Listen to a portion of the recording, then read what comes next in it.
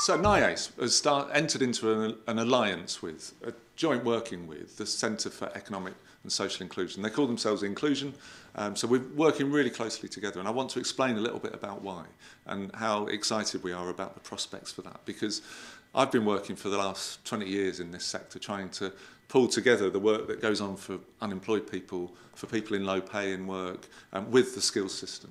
And the two have never quite fitted together. And so you've got two organisations, NIACE working on the learning and skills side, Inclusion working on the employment side.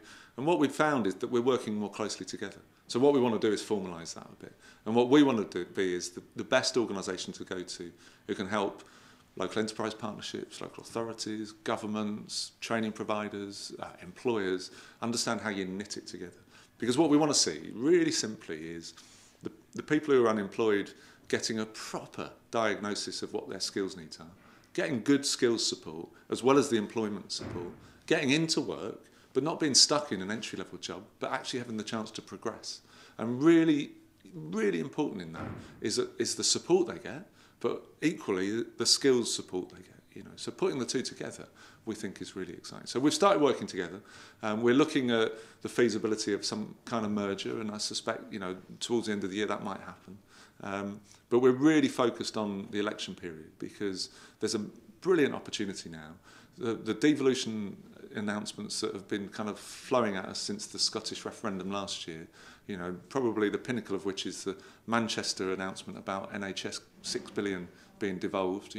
We've got to get on the back of that, and we've got to start looking at, if you devolve skills and employment, how do you do it? What does it look like? Because the places like Manchester and Birmingham and London and Leeds and Doncaster and others, they'll need to get some support to make it work. How do you engage employers to get them to give people work experience and a taste of work?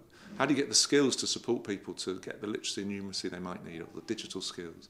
How do you get the mentors attached to people so they can keep that confidence in the workplace? They're the things we're talking about at the moment. And I'm really excited about it. So we're working closely. There's a fantastic relationship between the two of us. We share a passion. We share a purpose. We share a kind of an ethos and approach. Over the next 6 months, I think people will start to see some really good products coming out, and really good advice, some really good policy advice, some really good implementation advice. Watch this space.